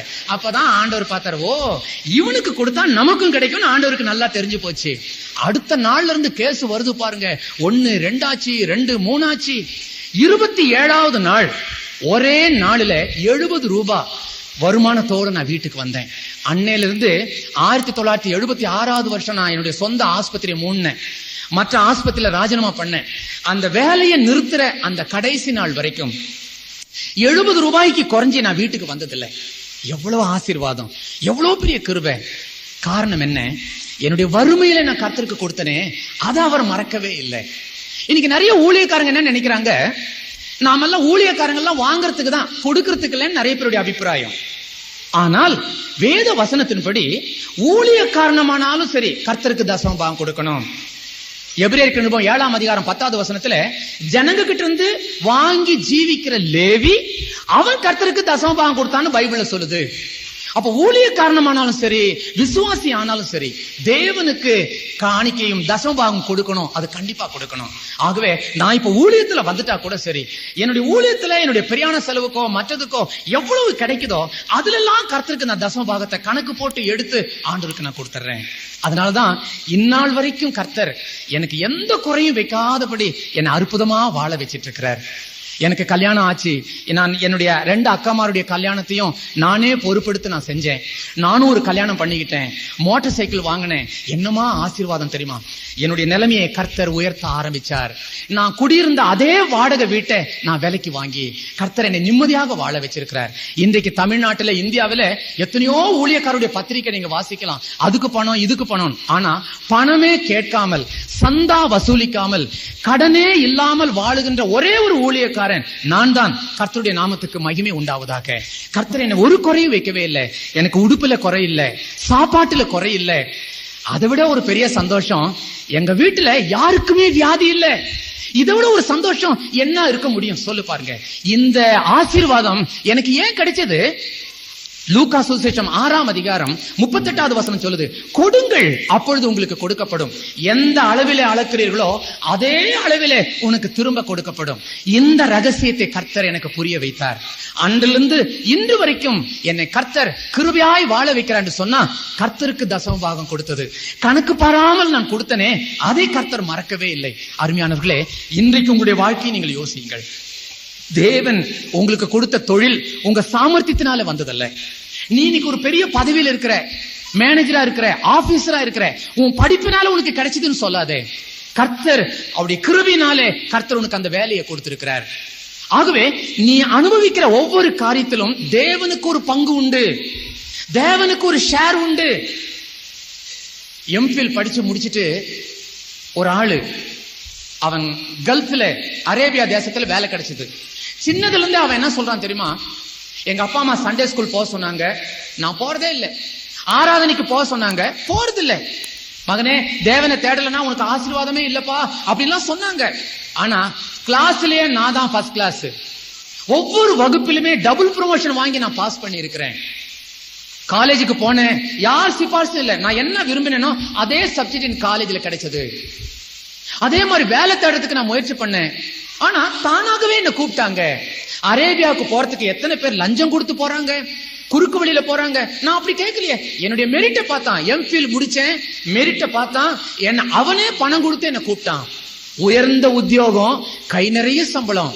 1 மாசம் 2 மாசம் 9 மாசங்கள் கை நிறைய சம்பளத்தை வாங்கினான் உயர்ந்த உத்தியோகத்துல. ஒரு நாள் காலையில தன்னுடைய அலுவலகத்துக்கு வந்தான். சீட்ல வந்து உட்கார்ந்தான். அப்போ அவனுடைய அசிஸ்டன்ட் மேனேஜர் எல்லாம் ஃபைலை எடுத்துக்கிட்டு வர்றாங்க. அவருடைய பர்சனல், அவனுடைய ஸ்டெனோ, அவளும் ஒரு நோட்டை எடுத்துக்கிட்டு பக்கத்துல வர்றாங்க. ஃபைல்ல கையெழுத்து போடுறதுக்காக நீட்டினப்போ அவன் சொல்றான், ஆமா என்னத்துக்கு என் முன்னாடி நீட்டுற? சார், அது கையெழுத்து போன நேற்று சொன்னீங்களே, அதெல்லாம் கரெக்டா எழுதிட்டோம், நல்லா டைப் அடிச்சிட்டோம். ஆமா, நீ கையெழுத்து வாங்க, நீ யாரு? நீ யாரு? ஏன் நீங்க வர? இந்த பொண்ணு என்னத்துக்கு இங்க நிக்குது? எத்தனையோ வருஷமா, எத்தனையோ மாசங்களா இவனோடு பர்சனல் அந்த ஸ்டெனோவா இருக்கிற அந்த பொண்ணை பார்த்து கேட்கிறா, இவன் ஏன் இங்க நிக்கிறா? இவங்கெல்லாம் இவருக்கு என்னமோ வேதனையோ வருத்தம் ஏதோ நினைச்சிட்டு உடனே எல்லாரும் போயிட்டாங்க. ஆனா பர்சனல் மேனேஜர் மாத்திரம் திரும்பவுமா அறைக்குள்ள வந்து, சார், முதல்ல நாங்கெல்லாம் வந்தோம், நீங்க ஒரு மாதிரி பேசுனீங்க, இப்போ நீங்க சரியா இருப்பீங்கன்னு நான் நினைக்கிறேன். இதுல கையெழுத்து போட்டீங்கன்னா மற்றவங்களெல்லாம் நான் வர சொல்றேன். என்ன நான்சென்ஸ் நீ பேசுற? ஆமா, நான் திரும்பியும் கேட்கிறேன், நீ யாரு என்கிட்ட வந்து கேட்கறதுக்கு? விளங்கிடுச்சு. உடனே வந்தாச்சு. அந்த கம்பெனியுடைய ஷேக், பெரிய ஷேக் ஒருத்தர் இருக்கிறார், அவர்கிட்ட விவரத்தை சொன்னாங்க. இவர் என்னமோ மாதிரி பேசுறாரு. அந்த ஷேக்கை கார் எடுத்துட்டு வந்தாரு. நேரா அவனுடைய ரூமுக்கு போனாரு. ஷேக்கை பார்த்தே கேட்கறான், ஆமா காலையில இருந்து ஒவ்வொருத்தரா ரூமுக்குள்ள வந்து டிஸ்டர்ப் பண்ணீங்களா, கெட் அவுட்னா. அப்பதான் ஷேக், நான் உத்தியோகம் கொடுத்துட்டு என்னையே கெட் அவுட்ன்றியா? அப்பதான் உனக்கு என்ன வந்தது, விவரமா சொல்லுப்பா, நான் உனக்கு எல்லாம் உதவி செய்யறேன். அதுக்கு மேல எல்லாருக்கும் புரிஞ்சு போச்சு. அவன் திரும்ப வீட்டுக்கு போக மாட்டேன்றான். வீட்டுக்கு எல்லாம் ஆபீஸ் முடிச்சு போங்கன்னா கூட சரி, நான் எங்க போகணும்னு நீ நினைக்கிறேன்னு கேட்கறான். ஆகவே அவனை பிடிச்சு கொண்டு போய் ஹாஸ்பிட்டல் அட்மிட் பண்ணாங்க. மனநோய் டாக்டர்கள் பரிசோதனை பண்ணாங்க. 3 மாதம் அங்கேயே வைத்தாங்க. பிரயோஜனம் இல்லை. கடைசியில அவனுடைய கம்பெனி செலவுல 2 ஆட்களை பக்கம் பக்கமாக உட்கார வைத்து விமானத்துல சங்கிலினாலே கைகளை கட்டி அவனை நேரா அவனுடைய இருப்பிடம் கேரளாவில பத்தனந்தட்டான்ற இடத்துல அவனுடைய வீட்டுல கொண்டு போய் விட்டாங்க. நான் வர்றதுக்கு 4 மாசத்துக்கு முன்னாடி அந்த சகோதரனை போய் சந்தித்துட்டு வந்தேன். இப்பொழுதும் அறைக்குள்ள, பூட்டப்பட்ட அறைக்குள்ள வீட்டுல இருக்கிறான். ஒழுங்கா குளிச்சுக்கிறான், ஒழுங்கா ட்ரெஸ்ஸை மாத்துறான். ஆனா தான் யார் என்றது அவனுக்கு தெரியல. தெரியாதனமா கதவு திறந்து போயாச்சுனாக்கா போயிட்டே இருப்பான தவிர திரும்ப வர அவனுக்கு தெரியாது, எங்க போறோன்னு தெரியாது. இப்படிப்பட்ட மனநிலைமை மாற்றத்தோடு இருக்கிறான். பயங்கர ஞாபக சக்தி. என்னுடைய சாமர்த்தியத்துல தான் நான் டபுள் ப்ரமோஷன் வாங்கினேன். எந்த ரெக்கமெண்டேஷனும் இல்லாம எனக்கு வேலை கிடைச்சிருச்சு. தாய் சொன்னா சண்டே ஸ்கூல் போனேன், ஏன் போகணும்? ஆராதனைக்கு போ, ஏன் போகணும்? தேவனை தேடு, ஏன் தேடணும்? என்னுடைய சாமர்த்தியம், என்னுடைய படிப்பு, என்னுடைய மெரிட்ல எல்லாமே கிடைக்கும் போது நான் ஏன் தேவனை தேடணும்? கர்த்தர் ஒரு விரல உன் ஞாபக சக்தியினுடைய நரம்பு மேல கொஞ்சம் அமுத்தி பிடிச்சா போதும், நீ யாருன்னே உனக்கு தெரியாம போயிடும். ஆகவே உன்னுடைய எல்லா தொழிலிலும் உன்னுடைய சம்பாத்தியத்திலும் தேவனுக்கு ஒரு பங்கு உண்டு. இதை நீ மறக்கவே மறக்காதே. அந்த பங்கை நீ வஞ்சிக்க கூடாது. இங்க மல்கியா தீர்க்கதரிசன புத்தகத்துல ஆண்டவர் சொல்றது என்ன? தேவனை மனுஷன் வஞ்சிக்கிறான் 2 காரியத்துல. ஒன்னு தசம பாகத்திலையும் காணிக்கையிலும் வஞ்சிக்கிறான். ஆகவே கர்த்தருடைய பிள்ளைகள், நீங்கள் சம்பாதிக்கிற எல்லா சம்பாதித்திலும் தேவனுக்கு ஒரு பங்கு கொடுக்கணும். அது தசம பாகம் என்ற கணக்கல்ல, அதை விட அதிகமாக குறைந்தபட்சம் தசம பாகம். கர்த்தருடைய பிள்ளைகள், சரியான கிறிஸ்தவன் என்று சொன்னா அவன் மனம் திரும்பினவனா இருக்கணும், அவன் சாட்சி உள்ளவனா இருக்கணும், அவன் மற்றவர்களுக்காக ஜெபிக்கிறவனா இருக்கணும், அடுத்தது கொடுக்கிற கிறிஸ்தவனா இருக்கணும். சரியான கிறிஸ்தவ வாழ்க்கையில இன்னும் ஒரே ஒரு விஷயம், அவன் ஊழியம் செய்கின்ற கிறிஸ்தவனா இருக்கணும். ஊழியம் சொன்ன உடனே எல்லாரும் முழு நேர ஊழியத்தை தான் யோசனை செய்வாங்க. அதுக்கென்று சில அழைப்புகளும் உணர்த்துதலும் இல்லாம முழு நேர ஊழியத்துக்கு நீ வரக்கூடாது. முழு நேர ஊழியத்துல ஒருத்தன் வரணும்னாக்கா 2 தகுதி இருக்கணும். ஒண்ணு, மனம் திரும்பின அனுபவத்தை திட்டவட்டமா இருக்கணும். மனம் திரும்பிட்டேன்னாக்கா உன்னால அந்த சந்தோஷத்தை நீ அடக்கி வைக்க முடியாது. அதை மற்றவர்களுக்கு நீ சொல்றியே, அதுக்குதான் பேரே சுவிசேஷம். அப்ப அந்த மனம் திரும்பின அனுபவம். அடுத்தது ஆத்தும பாரம், அழிந்து போகிற ஆத்துமாக்களை குறித்து ஒரு பாரம். ஆண்டவரே, இந்த இளைஞர்ல நிறைய பேர் இயேசுவை பத்தி அறியாம இருக்கிறாங்களே, அவங்களுக்கு எப்படியாவது இயேசுவை பற்றி அறிவிக்கணும் என்ற அந்த பாரம், அந்த ஆத்தும பாரம் உன்னுடைய வாழ்க்கையில வந்துச்சுன்னா உன்னால வேலை செய்ய முடியாது, உலக பிரகாரமான தொழில் செய்ய முடியாது, உன்னால கவர்மெண்ட் உத்தியோகத்தை செய்ய முடியாது. உள்ளத்துல போராட்டம், அங்க போய் ஊழியம் செய்யணும், இங்க போய் ஊழியம் செய்யணும். அதுதான் சரியான அடையாளம். இந்த மனசுக்குள்ளே ஆத்ம பாரத்தை குறித்த போராட்டம் வந்துருச்சுன்னா முழு நேர ஊழியத்துக்கு நீ தாராளமாக வரலாம். ஆனா அதுக்கப்புறம் என்ன மாதிரி ஊழியத்தை செய்யணும் அப்படின்றதுக்கு தீர்மானம் எடுக்கணும். அது ரொம்ப முக்கியம். முழு நேர ஊழியம்னு எல்லாம் சபையை வச்சு ஆரம்பிச்சுட்டாங்க. இப்ப எல்லாத்துக்கும் இஷ்டத்துக்கு சபை வைக்கணும்னு தான் ஆசைக்கிறாங்க. நான் பாஸ்டா இருக்கணும்னு ஆசைப்படுறாங்க. வேண்டாங்க, வீதிக்கு ஒரு சபை இருக்குது, 4 சபை இருக்குது. கிடைக்கிற ஆத்மாவே அதுல ஏதாவது ஒரு சபையில சேர்த்துட்டு போங்க. நல்ல ஆவிக்குரிய சபையா பார்த்து சேர்த்துட்டு போங்க. இதுக்கு மேலேயும் இலங்கைக்கு ஒரு சபை, புது சபை வேண்டாம். உள்ள சபையே போதும், திணறிட்டு இருக்குது. ஆனா உண்மையிலே உனக்கு பாரம் இருக்குமானா நீ ஆத்துமாக்களுக்கு இயேசுவை பற்றி அறிவிக்கணும். அப்படிப்பட்ட ஊழியங்களை செய், சுவிசேஷ ஊழியத்தை செய். வீடு வீடா சுவிசேஷம் அறிவி, பார்க்கிறவங்களிடத்துல இயேசுவை பற்றி அறிவி. விதவிதமான ஊழியங்கள் இருக்குது. உன்னுடைய தாளந்தின் அடிப்படையில் ஊழியத்தை நீ தெரிஞ்சுக்கோ. உன் தாளந்தை விட்டுட்டு வேற ஊழியத்துல தெரிஞ்சு கொள்ளாதே. பிரசங்கிக்கிற வரம் இருக்குது, மற்றவங்களுக்காக பாரத்தோடு ஜெபிக்கிற வரம் இருக்குதுன்னா நீ பாஸ்டர் வேலைக்கு நீ லாய்க்கு. பிரசங்கமே செய்ய தெரியாதுன்னா நீ போய் பாஸ்டா ஆக்குறேன்னு சொல்லிட்டு உட்காந்துட்டுனாக்கா தசம பாகத்தை மாத்திரம் தான் தின்னுட்டு இருப்பியே தவிர வந்த ஜனங்களுக்கு ஒண்ணுமே இருக்கவே இருக்காது. ஜனங்க அன்னைக்கு ஒவ்வொரு நாளும் மண்ணா கேட்பாங்களே, ஆகாரம் கேட்பாங்க, ஆவிக்குரிய ஆலோசனை கேட்பாங்க. அது கொடுக்க உனக்கு தகுதி இல்லைன்னா நீ பாஸ்டர் வேலைக்கு நீ வரக்கூடாது. எல்லாரும் அப்படிப்பட்ட ஆசை மனசுல வச்சிட்டு இருக்கிறாங்க. அது ஒண்ணுதான் ஊழியம் அல்ல, பல ஊழியங்கள் இருக்குது. பட்டாளத்துல முன்னாடி போய் நின்று சண்டை போட்டாலும் அவனும் பட்டாளக்காரன் தான். அவனுக்கு பின்னாடி இருந்து சப்போர்ட் பண்றாங்களே, சாப்பாட்டுக்கு, உடைக்கு, அவனுடைய குடும்ப காரியத்தை கவனிப்பதற்கு, இப்படி ஒரு யூனிட் இருக்குது. அவங்க எல்லாம் ஃபேன் அடியில உட்கார்ந்து எழுதிட்டு இருப்பாங்க. அப்ப முன்னாடி நின்னு சண்டை போட்டு ஜெயிச்சுட்டா எனக்கு தான் ஜெயம் அப்படின்னு சொல்ல முடியாது. அந்த முழு யூனிட்டுக்கும் ஜெயம், பட்டாளம் முழுவதுக்குமே ஜெயம், அந்த தேசத்துக்கே ஜெயம். நான் தான் முன்னாடி கஷ்டப்பட்டேன், எனக்கு தான் அந்த ஆசீர்வாதம் சொல்ல முடியாது. ஆகவே அந்த பட்டாள யூனிட் மாதிரி தான் இன்றைக்கு கிறிஸ்தவ ஊழியங்கள். என்னுடைய அழைப்பு என்ன? ஒருவேளை பிரசங்க தாளந்து இல்ல, பாட்டு பாடுற தாளந்து இல்ல, ஆனா எனக்கு அட்மினிஸ்ட்ரேட் செய்ய தெரியும். எந்த ஒரு காரியத்தை என்கிட்ட கொடுத்தீங்கன்னா அருமையா பொறுப்பா ஒரு கூட்டத்தை நடத்தணுமா, அதனுடைய ஒழுங்குகள்லாம் அருமையா செய்வேன். அப்படிப்பட்டவங்க இப்படிப்பட்ட ஆவிக்குரிய ஸ்தாபனங்களில நீ ஒரு ஊழியக்காரன உள்ள வரலாம். அட்மினிஸ்ட்ரேஷன் சைட்ல நீ போகலாம். எனக்கு டைப் அடிக்க தெரியும், பிரசங்கம் பண்ண தெரியாது, நீ டைப்பிஸ்டா வரலாம். அதுலயும் உனக்கு ஆசீர்வாதம் உண்டு. ஏன்னா அந்த ஊழியத்துல அது ஒரு பாகம்.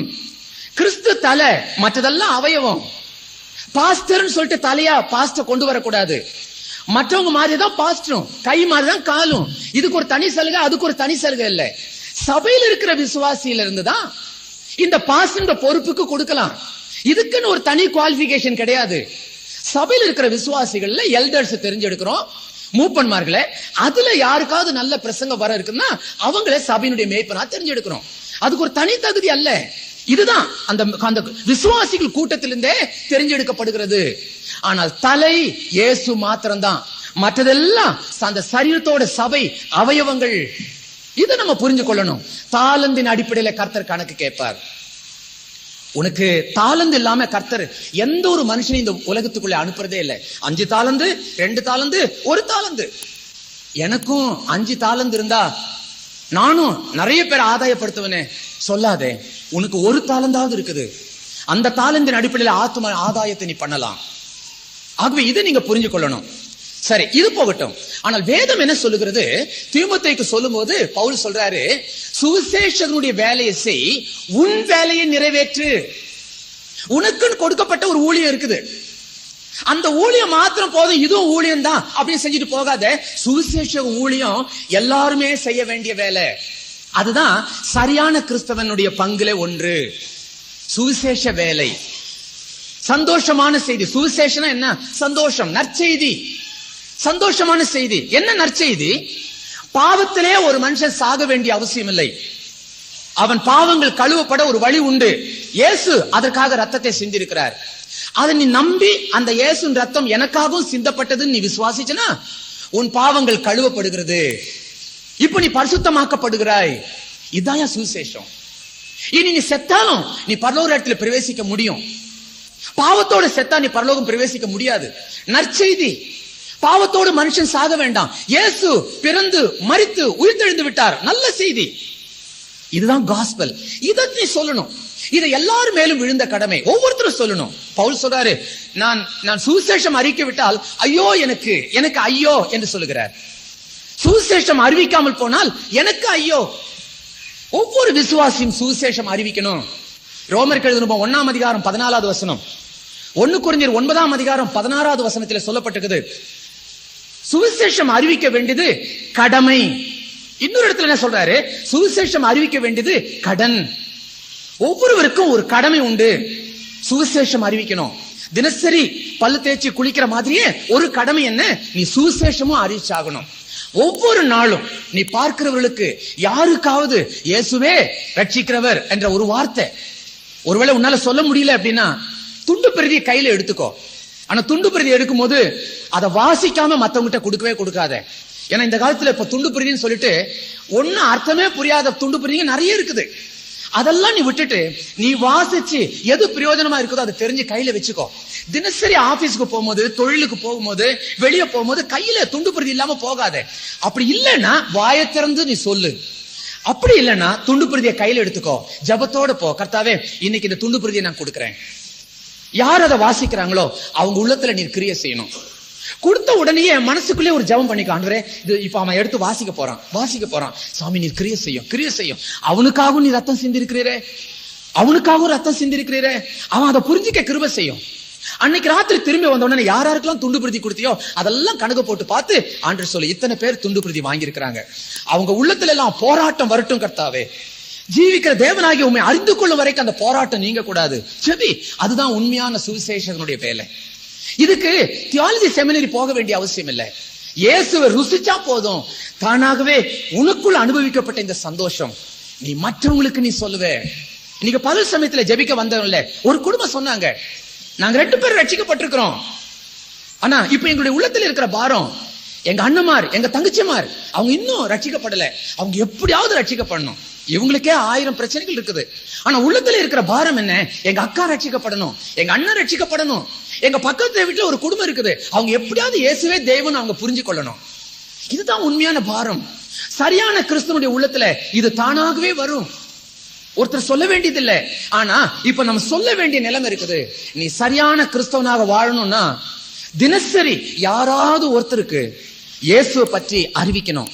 உன் அனுபவத்தை நீ அவங்களுக்கு சொல்லலாம். நீ முன்ன எப்படி இருந்த, இப்ப எப்படி இருக்கிற, அதாங்க சுவிசேஷம்.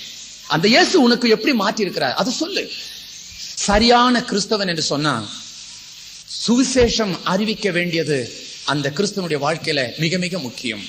இயேசுவை பற்றி அறிவிக்க வேண்டியது. ஒரே ஒரு உதாரணம் சொல்லிட்டு நான் நிறுத்துறேன். ஒருத்தன் சொப்பனம் பார்த்தானா, நியாய தீர்ப்பு நடக்கிற மாதிரி சொப்பனமா. இயேசு நியாயாதிபதியா உட்கார்ந்து இருக்கிறாரு. தூதர்கள் வந்து ஒரு பெரிய புஸ்தகத்தை திறக்கிறாங்க. நிறைய ஜனங்க வரிசையா கியூல நிக்கிறாங்க. ஒரு தூதன் அந்த பேரை பார்த்து பேரை கூப்பிடுறான், வாப்பா, வெரி குட், நீ ரட்சிக்கப்பட்டிருக்கிற. அபிஷேகம் பண்ணப்பட்டிருக்கிற, அந்நிய பாஷை பேசுற, தீர்க்க தரிசனம் பேசுற, போ பரலோகத்துக்கு. உடனே தோத்திரம் அல்லேலூயா சொல்லிட்டு அவன் போக ஆரம்பிச்சான். பின்னாடி இன்னொருத்தன் வந்தான். இங்க வா, ஓ நீயா, நீ இயேசுவை ஏற்றுக்கொள்ளல, போ நரகத்துக்கு. அவன் போனவன் பாதி தூரம் போயிட்டு திருப்பி வந்துட்டு, சார் நான் ஒரு கேள்வி கேட்டுக்கிட்டுமா? கேட்டுக்கப்பா. நான் இயேசுவை ஏற்றுக்கொள்ளல, நரகம், தீர்ப்பு கரெக்ட் தான். ஆனா எவனும் எனக்கு இயேசுவை பத்தி சொல்லலையே. யாராவது சொல்லி நான் ஏற்றுக்கொள்ளாம போயிருந்தா இந்த தீர்ப்பு சரியான தீர்ப்பு. இப்ப நீங்க பரலோகத்துக்கு அனுப்பிச்சீங்களா அந்த பிரதர், அவனும் நானும் 20 வருஷம் ஒரே ஆபீஸ்ல வேலை செஞ்சோம். வம்பல மாட்டி விட்டான் அவனை. 20 வருஷம் ஒரே ஆபீஸ்ல உட்காந்து வேலை செஞ்சோம், பக்கம் பக்கமா. அவன் ரட்சிக்கப்பட்டவன் தான், மனம் திரும்பினவன் தான், கைக்கூலி வாங்காதவன் தான். ஆனா ஒரு நாள் என்கிட்ட வந்து, அப்பா இயேசுதான் நியாய தீர்ப்புல நியாயாதிபதியா வரப்போறாரு, அந்த இயேசுவை நீ ஏற்றுக்கொண்டா நீ ரட்சிக்கப்படுவ. ஒரு நாள் அவன் சொல்லி இருந்தா இன்னைக்கு நான் இந்த நரகத்துக்கு போவேனா? ஆண்டவருடைய கண்கள் சிவக்க ஆரம்பித்ததான். கூப்பிட அவனே தோத்திரமே நின்னு போச்சு அவனுக்கு. வெறுத்து வெறுவெறுத்து முன்னாடி வந்து நிக்கிறான். எசேக்கியேல் தீர்க்கதரிசன புத்தகத்திலே சொல்லப்பட்ட வாசத்தை, சாகவே சாவா என்று துன்மார்க்கனுக்கு நீ சொல்லாமல் அவன் செத்து போனால் அவன் இரத்த பழியை உன்னிடத்திலே கேட்பேன், ரட்சிக்கப்பட்ட உன்னிடத்திலே கேட்பேன், அபிஷேகிக்கப்பட்ட உன்னிடத்திலே கேட்பேன். 20 வருஷம் கிறிஸ்தவன், 40 வருஷம் கிறிஸ்தவன், பரம்பரை கிறிஸ்தவன் சொல்றியே, உன்கிட்ட கேட்பேன். இத்தனை வருஷமா உனக்கு ரட்சிப்பின் சந்தோஷத்தை கொடுத்து எனக்கு என்ன பிரயோஜனம்? தாளந்துகளை கொடுத்து எனக்கு என்ன பிரயோஜனம்? ஒரு ஆத்மாவையாவது நீ ஆதாயப்படுத்திருக்கிறியா? ஆத்மா ஒன்றும் ரட்சிக்காமல் வெட்கத்தோட ஆண்டவா, வெறுங்கையாய் உம்முடைய சமூகத்திலே நான் கண்டு கொள்ளலாகுமா? கரையேறி உமதண்டை வந்து நிற்கும் ரட்சகா. அந்த பாட்டில் அந்த வார்த்தை வருது. ஆத்மா ஒன்றும் ரட்சிக்காமல் வெறுங்கையா நான் எப்படி போவேன்? வெறுங்கையா ராஜாவை பார்க்க முடியாது. ஒண்ணு, குறைந்தபட்சம் 2வது இருக்கணும். மத்தேயு 25ஆம் அதிகாரம் 30வது வசனத்துல கர்த்தர் இந்த உதாரணத்தை சொல்றார். 5 தாலந்து, 2 தாலந்து, 1 தாலந்து. 1 தாலந்து வச்சவன் கொடுத்த மாதிரியே திருப்பி கொடுத்துட்டான். எஜமானுக்கு கோபம் வந்துருச்சு. பிரயோஜனம் இல்லாத இந்த வேலைக்காரனை அழுகையும் பற்கடிப்புமான இடத்துல கொண்டு போய் தள்ளு என்று சொல்லி 30வது வசனத்தில் அவர் சொல்லுகிறார். மத்தேயு 25:30 சொல்றார். பிரயோஜனம் இல்லாத கிறிஸ்தவன் தாளந்த கொடுத்து இவன் அதை புதைச்சு வச்சிருக்கிறான்பா. ரட்சிக்கப்பட்டவன் ரட்சிக்கப்பட்ட நிலைமையிலேயே பரலோகம் வருவதை கர்த்தர் விரும்பல. என்ன நோக்கத்தோடு கர்த்தர் ரட்சிப்பை கொடுத்தார், மனம் திரும்புதல கொடுத்தார்? நீ என்ஜாய் பண்றதுக்கு மாத்திரமா? இல்லப்பா, நீ அனுபவிச்ச இந்த சந்தோஷத்தை மற்றவங்களுக்கும் நீ சொல்லணும். அதுக்குதான் உனக்கு 40வது வயசுல ரட்சிப்பை கொடுத்தார், 30வது வயசுல ரட்சிப்பை கொடுத்தார், 20வது வயசுல ரட்சிப்பை கொடுத்தார், 18வது வயசுல நீ மனம் திரும்பி இருக்கிற. அந்த வயசுல இருந்து இப்ப உனக்கு என்ன வயசாகுது? இத்தனை வருஷத்துல நீ எத்தனை ஆத்மாவுகிட்ட நீ இயேசுவை பத்தி சொல்லியிருப்ப? வெட்கப்பட்டு போவ நியாய தீர்ப்புல. சரியான கிறிஸ்தவன் என்று சொன்னா சுவிசேஷம் அறிவிக்கிறவன், அவன்தான் சரியான கிறிஸ்தவன். 5 காரியங்கள் ஞாபகத்தில் வைத்துக் கொள்ளுங்கள். 1, மனம் திரும்பின கிறிஸ்தவன். 2வது, சரியான கிறிஸ்தவனுடைய அடையாளம் சாட்சி உள்ள கிறிஸ்தவனா இருக்கணும். 3வது, சரியான கிறிஸ்தவனுடைய வாழ்க்கையில் என்ன இருக்கணும்? ஜெபிக்கிற கிறிஸ்தவனாக இருக்க வேண்டும். 4வது, கொடுக்கிற கிறிஸ்தவனாக காணப்பட வேண்டும். அடுத்தது, கடைசியாக சுவிசேஷ ஊழியம் செய்கிறவன், இயேசுவை மற்றவர்களுக்கு அறிவிக்கிறவன். இவன் பாஸ்டா இருக்கணும்னு அவசியம் இல்லை, தியாலஜி செமினரி போகணும்னு அவசியம் இல்லை. நீ அனுபவித்த ரட்சிப்பின் சந்தோஷம் மற்றவருக்கு அறிவி. அந்த ரட்சிப்பை கொடுத்த இயேசுவை நீ அறிமுகப்படுத்து. இது எல்லாரும் செய்ய வேண்டிய காரியம், எல்லாரும் செய்ய வேண்டிய காரியம். இந்த 5 முக்கியமான காரியங்கள் யாருடைய வாழ்க்கையில் இருக்குதோ அவங்க தான் சரியான கிறிஸ்தவர்கள், சரியான விசுவாசிகள். கண்களை மூடுவோம். கொஞ்ச நேரம் நாம் பேசின கேட்ட இந்த காரியங்களை ஞாபகப்படுத்திக் கொண்டு ஜபத்தோடு நாம் கலந்து போகலாம். மனம் திரும்பின அனுபவத்தோடு நீ இருக்கிறியா? எத்தனை வருஷமா நீ ஆலயத்துக்கு போற, சபைக்கு போற, ஆனால் மனம் திரும்பின அனுபவனுடைய வாழ்க்கையில் இல்லைன்னு இன்னைக்கு ஒத்துக்கிட்டு இங்கேயே கண்ணை மூடி, ஆண்டவரே நான் பாவி, நான் மனம் திரும்பாமல் இருந்தேன், பேர் கிறிஸ்தவனாய் இருந்தேன், நான் பாவி என்று ஒத்துக்கொள்கிறேன், என்னுடைய செய்கைகளிலே நான் பாவம் செய்திருக்கிறேன், என்னுடைய கண்களிலே பரிசுத்தம் இல்லை, பாவம் செய்திருக்கிறேன், என்னுடைய கால்களிலே பரிசுத்தம் இல்லை, பாவம் இருக்கிறது என்று தெரிந்தும் கூட அந்த இடத்துக்கே நான் அடிக்கடி போக ஆசைப்பட்டேன். என் பாவத்தை நீர் கழுவ வேண்டும். என் கரங்களிலே என்னுடைய சிந்தனைகளிலே கூட தவறு உண்டு சுவாமி, என் சிந்தனை கழுவப்பட வேண்டும். ஜென்ம பாவி நான், தலையிலிருந்து கால் வரை என்னுடைய பாவத்தை கழுவ உம்முடைய ரத்தம் அல்லாமல் வேறு வழியே இல்லை. இயேசுவின் ரத்தம் சகல பாவத்தையும் கழுவி சுத்திகரிக்கப்பட்டிருக்கிறது என்று எழுதப்பட்ட அந்த வசனத்தின்படி உம்மை நான் விசுவாசிக்கிறேன். 2000 வருஷத்துக்கு முன்பு சிந்தப்பட்ட ரத்தம் எனக்காகவும் சிந்தப்பட்டது என்று நம்புகிறேன். என்னுடைய பாவம் உம்முடைய ரத்தத்தினாலே கழுவப்படட்டும். நான் ஒரு புது சிருஷ்டியின் அனுபவத்தை பெற்றுக்கொள்ள ஆசைப்படுகிறேன். இயேசுவின் நாமத்திலே ஜெபிக்கிறோம் பரிசுத்த பிதாவே, ஆமென்.